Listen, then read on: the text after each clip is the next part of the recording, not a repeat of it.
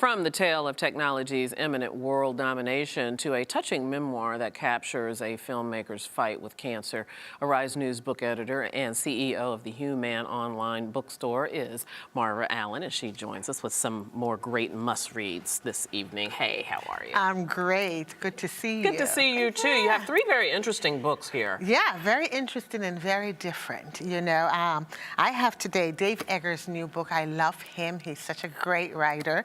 And he is taking on where George Orwell left off. So if 1984, Orwell's 1984 was what could possibly happen in totalitarianism, the circle is the means to which we can accomplish that. And this is about, I'm so glad, I mean, I was disheartened in a way by this book, but I'm so glad he named the character May, you know, which is very old-fashioned from the 50s. But May is a young girl, May Holland. She's going to California to this amazing new company called The Circle, where you can stay inside of the circle and never leave. And the whole idea of the circle is to completely wrap around humans and democracy so that every possible thing in life can be controlled. And it's just a journey about what happens if you do, what happens if you don't, and what side are you going to take. So you got to read the book to find that out, because, you know, I was like this is like 500 pages, and I couldn't stop reading because I wanted to know what happened, you know, and it's clearly a journey. It's clearly a journey, sort of frightening, but very, very fun to say, oh, I can change that. If I don't do this, I can change that. And what happens if you don't comply? What happens if you don't comply? So Dave Eggers is always a great writer, and so I think you're going to enjoy this a great deal. Now, is this more in a fantastical, or is it told in a fantastical way, or more of a realistic, this could actually happen? This is happening. I mean, it's not like it could actually happen. This is definitely a commentary on what is happening. Oh, I understand. And so, you know, it's not fantastic at all. You can think of things today, you know, of the Facebook of the future, and how they can know every single thing about you, exactly where you are, any given of the day, any given time of the day, and so on. So it's happening already. Oh, you know? So it's a sort of a, you know, just be aware that this is happening kind of a book. You know, love it. To raise your conscience. Yes, to raise your consciousness. And then you get to this wonderful book called Now It's Funny, which makes all of this seem so irrelevant. You know, it's all about perspective. When you face the fact that you're going to die, you know, what do you do? And Mike Solomon is he's a filmmaker, very, very funny guy.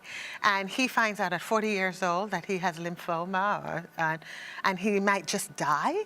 And he looks at this in such a funny way that if I were having cancer, I would want to read this book, because laughter is so important. And I have to just read you just a little part of this that just shows you what he says. And he quotes Bill Cosby.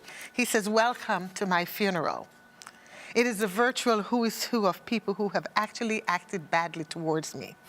Women who left me for other men, actors who refused to read my screenplays, even my junior year college professor who gave me a C on my thesis on Jim Morrison because I didn't type it. I wasn't expecting him to show up, but it turns out he had nothing to do since I left his class. I hear he's considering suicide right after my funeral." I mean, so, you know, it is extremely funny, and he writes it as though it's a movie because he's a filmmaker. And, you know, you have this wonderful life. But he says, even though you have cancer, it doesn't stop you from getting divorced. It doesn't stop you from getting poor, and all of these things that you have to deal with. But when you laugh, life can be so much better. So I really, truly, I mean, I was rolling over laughing with this book, you know, and I thought, this is something people should say. It's not a death sentence, you know, and you don't have to take it so seriously and become morbid about it. You can actually have some fun. That sounds delightful. Now, do you laugh through onto tears, or it's just all funny? You know, I laughed through, and I thought to myself, God, you know, why didn't his wife stay? You know, when you find out. But he realized that he was able to use this this moment to focus on what he really wanted to focus on in his life. Everything came back. The money came back, but most importantly, he had such a loving relationship with his children, you know, because of this, which he might not have had if he was running all over the world filming. So, you know, he talks about all of that. I loved it. Indeed. Yeah, it sounds delightful. Yeah. Okay, let's get to the last one before we're out of time. We've got about a minute. Okay. This is called Network to Increase Your Network. Now, you know there are about 1,000 networking books on the marketplace, right? This is different. It's written by women, 30 of them. And you will be surprised to find out what they talk about in this book. So don't go to a network event if your hormones aren't in the right place, because you'll make a mess of it, you know, and you'll see how women can collaborate.